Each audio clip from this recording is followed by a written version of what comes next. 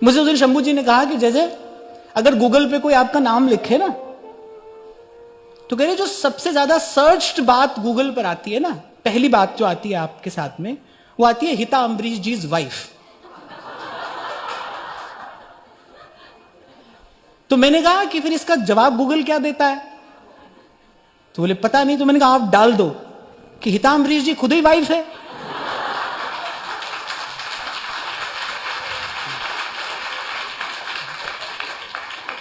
Wife की wife थोड़ी होती है, हस्बैंड की वाइफ होती है ना, वाइफ की वाइफ नहीं होती है। हरि मेरो पियू मैं राम की बहुरिया, राम बड़े मैं छुटक लहुरिया। हम तो भाई उस झूठ में नहीं पड़ते, हम झूठ में नहीं पड़ेंगे। हमको गुरु ने बता दिया कि हरि मेरो पियू मैं राम की बहुरिया। जीवात्मा के एकमात्र स्वामी भगवान है, श्री कृष्ण है, परम पुरुष एक नंद नंदन है और सकल ब्रजनारी। और जैसे ये बात कोई स्वीकार कर ले, फिर उसके जीवन में आप देखो न कोई असत्य है और न असत्य के कारण होने वाला प्रपंच है। सकल पदार्थ द्वार ठाड़े श्री गिरधर पक्ष किए। जितने कांटे हैं उसका मूल क्या है? झूठ ही तो है, असत्य ही तो है। सब पाप की जड़ क्या है? सांच बराबर तप नहीं और झूठ बराबर पाप। और जहां के हृदय सांच है तहां के हृदय आप। और इस बात के अतिरिक्त जीव प्रभु का दास है, जीव कृष्णेर नित्य दास, जीव प्रभु का दास है। इस बात के अतिरिक्त सब कुछ असत्य ही तो है, झूठ ही तो है। अब समझ आए न आए, मानो न मानो, आप इसमें से क्या स्वीकारते हो क्या नहीं, क्या चुनते हो क्या नहीं, ये आपकी स्वतंत्रता है। पर सत्य यही है भाई,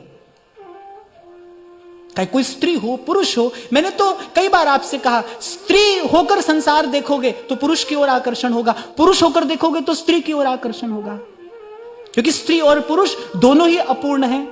प्रभु का होकर संसार की ओर देखोगे तो आपको सदा तृप्ति का अनुभव होगा। न स्त्री न पुरुष, यही मंत्र दिया है गोपी ने, कान में फूका है, तो ही आपकी हैं हम। न स्त्री है न पुरुष है। ध्यान रखना, आपको लगे ना आप स्त्री हो, फिर कहीं ना कहीं पुरुष की आवश्यकता है। आपको लगे आप पुरुष हो, फिर कहीं ना कहीं स्त्री की आवश्यकता पड़ेगी।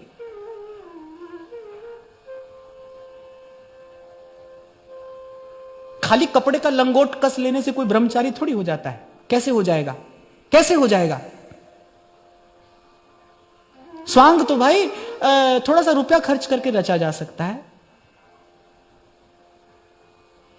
मीरा ब्रह्मचारिणी है, गोपियां ब्रह्मचारिणी है। गोविर इंद्रिय पिबती श्री कृष्ण रसमिति गोपी, जो प्रत्येक इंद्रिय से केवल कृष्ण रस का पान कर रही है, वो ब्रह्मचारिणी है। कौन है ब्रह्म? कोई पूछो कौन है ब्रह्म? अरे परात्पर परब्रह्म श्री कृष्ण ही तो है। श्री कृष्ण में जो रमण कर रहा है वही तो ब्रह्मचारी है, जो सतत निरंतर श्री कृष्ण में रमण कर रहा है। इसीलिए ब्रह्मा जी ने किसी को प्रणाम नहीं किया।